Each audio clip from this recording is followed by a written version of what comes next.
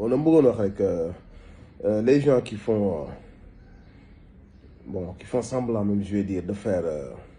preuve de bonne foi wala les donneurs de leçons vraiment avec tout le respect que je vous dois bu fekkee que ni da ngeen bëgg def preuve de bonne foi dëgg-dëgg wala da ngeen bëgg moral mais xam ngeen fi leen di xaar yóbbu leen ko foofu lay amee solo bu leen ko dugal foo xamante si ni am fa benn solo ay détails fa ngeen di dem da ngeen fay joxe ay leçons de morale wala da ngeen wane preuve de bonne foi bu fekkee da ngeen bëgg wane preuve de bonne foi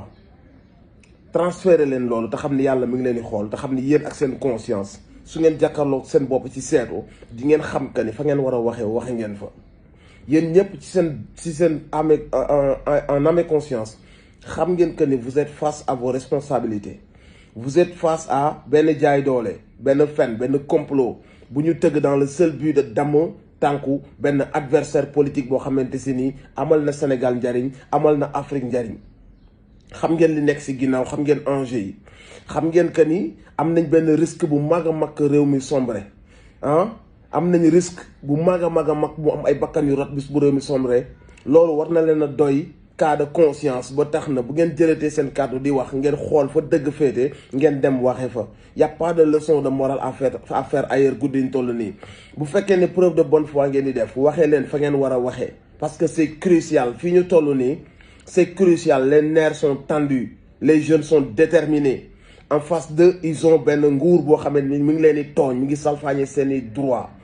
mu ngi fekk seen espoir ne da koy damm parce que xam nañ que ni ñi nekk si ginnaaw bëgguñu ko yee Afrique te waa jii nii dafa yee Afrique parce que bis bu toogee Afrique day yeewu parce que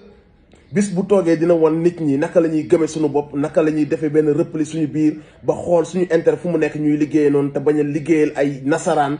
di enrichir seen i dëkk di appauvrir suñu dëkk moom élan boobu xam nañ que ni bu toogee dina ci yee africain yu bëri donc yenn gars yi nga xamante si dañ ne ko nag loolu yëpp du fi amee ñooñu ñoo nekk ci ginnaaw monter seeni coup di kàcc di utiliser suñu justice di utiliser suñu ay forces de l'ordre dans le seul but de damm ay tànkam intimidation bi nag ñi ngi koy gis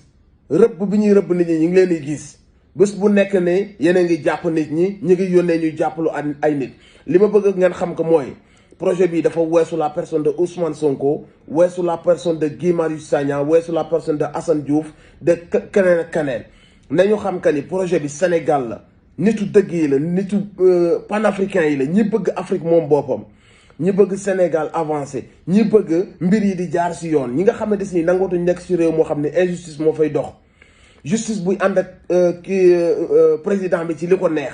di fat sàcc yi di jàpp doomu Sénégal yi baadoole yi di tëj ci kaso bi di xoqatal ak di leen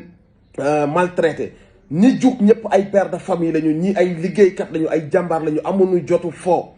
te nag bu doon seen i bëgg-bëgg bopp la kenn du leen gis ci mbedd bi ñu jël seen énergie ak seen temps di nekk di xeex li ñuy def nii dañoo xam ne lii mooy dëgg képp ku bëgg sa réew bëgg ci dëgg lii ngay dox moo tax ñoom ñëpp ñu nekk si ku leen ci mën a jàppale na nga leen ci jàppale te xam ne ñii lu ñuy def mooy intérêt Sénégal mooy intérêt Afrique tubaab yi dañoo bëgg ñu sëgg continuer nekk seen i jaam ñu continuer teg suñu bopp réew yi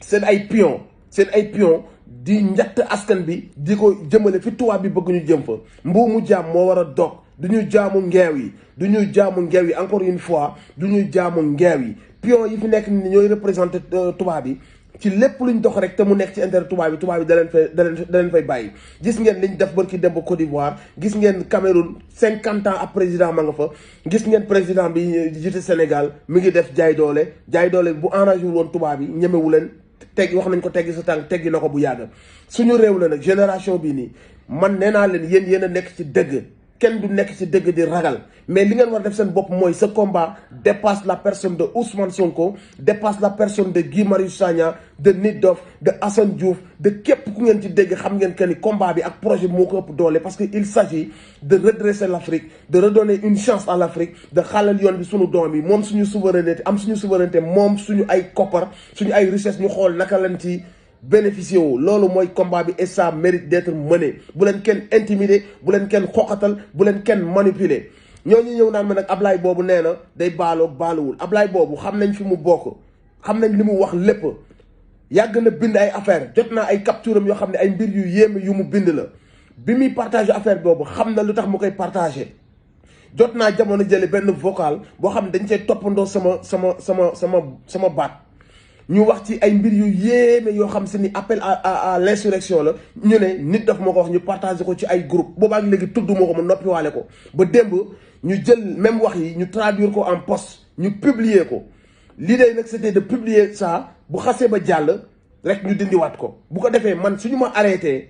indi audio bi indi post bi dañuy am motif bu ñu ma téyee ay weer après ñu bàyyi ma ne après enquête dañoo juuman bu ko defee du ma fekkee combat bi du ma mën a galvaniser kenn. loolu moo tax waajooju baalu ma ko te li ma wax ni maa ko damaa juum ak yooyu damaa dem xool ses antécédents xool lu mu yàgg wax c'est un ennemi du président Ousmane Sonko la bañ ci xolam. te ñun Ousmane Sonko boo ko bañee ñu bañ la parce que Ousmane Sonko li muy représenté mooy combat bi Ousmane Sonko du jëmmam ji mais li muy représenté mooy espoir u toute une génération tout un peuple. donc buñ koy protéger du jëmmam jooju la mais dafa porter moom la yàlla def mu nekk leader porter espoir u tout un peuple toute une génération. donc dañ koy protéger ba tax na ku ñu gis nga bañ ko rek suñu ennemi nga d'autant plus nga yàgg ko fenal ci sa mur amul loo ko bindalul tey boo ñëwee naan ma damay juum je ne te crois pas.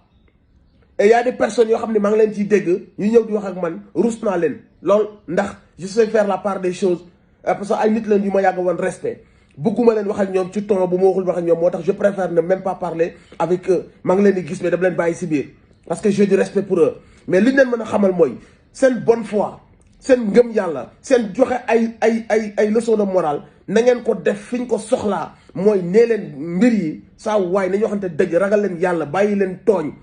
Ousmane Sonko moom kese su ngeen ko bàyyi woon du mës a dox seen garde du leen mës a tooñ lu muy def mooy liggéey bu jotee mu dem jëli dossiers yi topp ko ba xool fi njuuj njaaj nekk yi mu wax ko assemblée bu jotee mu dem taxaw wax li mu war a wax jamais mu fekk leen seen jàmm ne da leen di complété wala da leen di gaañ li mu war a wax la koy wax ci kanamu penc mi la koy waxee du làqatu ci ginnaaw ay nit du utiliser ay jigéen pour ñu monter ay complot li mu war a wax yépp assemblée nationale la koy waxee wala mu def ay recherche am ba am ay preuve ñëw génnee ko noonu la ñuy xeexee kuy xeex da nga koy teg si yoon. donc Ousmane Sonko li muy représenté moo tax ñu war koo défendre li muy représenté moo tax ñu war a ñun ñëpp def bouclier jeunesse bi yëpp encore une fois maa ngi leen di wax que ni l'affaire bi Ousmane Sonko bu leen ci kenn reculer loo parce que Ousmane Sonko mooy représenté la ngeen doon jooy la ngeen yàgg bëgg mu nekk combat ba ngeen doon bëgg mu nekk moom seen bopp parce que